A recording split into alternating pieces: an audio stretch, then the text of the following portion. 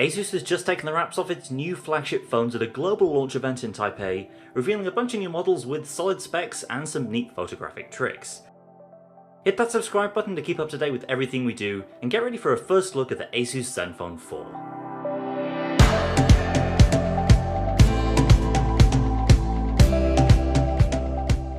So the ZenFone 4 line actually comes in 6 different flavours, but we're going to mostly focus on the ZenFone 4 and ZenFone 4 Pro in this first look video.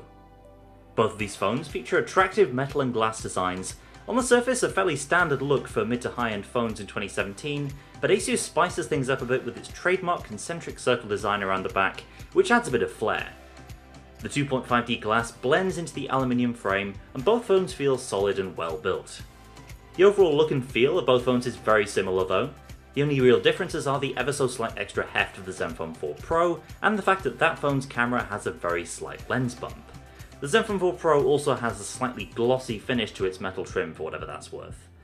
On the inside, the ZenFone 4 has a Snapdragon 660 chip from Qualcomm, the new mid-range champion with between 4 and 6GB of RAM and up to 64GB of storage, backed up by a 3300 mAh battery. On the ZenFone 4 Pro, you'll step up to a top-tier Snapdragon 835 with up to 128GB of storage and a hefty 3600 mAh battery. Those are flagship specs by any standard. Both phones feature good-looking 5.5-inch 1080p displays, but the 4 Pro switches up to an AMOLED panel for more vibrant colours. Specs are all well and good, but the big deal about the ZenFone 4 range is its cameras. You'll get two different dual lens configurations depending on which model you pick. The regular ZenFone 4 has Sony's top-end IMX362 sensor with 1.4 micron pixels and optical image stabilization, behind an f1.8 lens. And that kind of hardware bodes well for low-light photos. The secondary camera lets you take 180-degree wide-angle shots, though with less impressive performance in the dark. On the ZenFone 4 Pro, you get the same main camera behind an even brighter f1.7 lens, but this time the secondary camera does 2x optical zoom.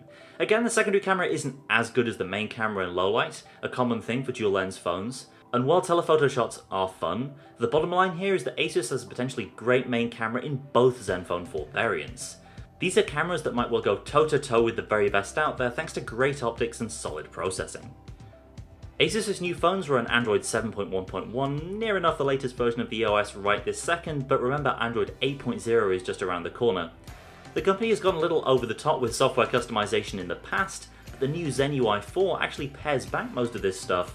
And while it's still a far cry from stock Android, there's nothing egregiously wrong with the way it looks or performs. What's more, ASUS's software is fast and responsive, which you'd absolutely expect from phones running Qualcomm's latest processors. Part of that software experience is a suite of impressive camera tricks, including manual mode, a portrait mode, and features in the Gallery app for tagging and grouping friends and family. So those are the two new flagships if you like, but ASUS is also announcing the ZenFone 4 Max, which wasn't on show here, basically a mid-ranger with a huge 5000 mAh battery, and the ZenFone 4 Selfi series, which, as the name suggests, is all about taking the best possible selfies. The main model for selfie enthusiasts to get excited about is the ZenFone 4 Selfi Pro.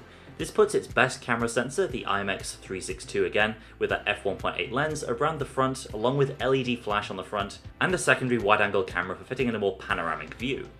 The Selfi Pro actually takes 24 megapixel shots from the 12 megapixel sensor, thanks to some magic involving the use of 2 photodiodes per pixel. Around the back there's a fairly standard 16 megapixel camera, and on the inside a Snapdragon 625 processor plus 4GB of RAM provides solid performance and enables 4K selfie video.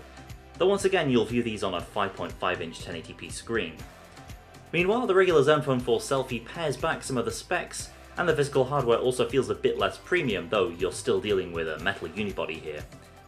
The regular ZenFone 4 Selfi also features dual front-facing cameras, this time at 20 megapixels, but with a lesser processor and a lower res display.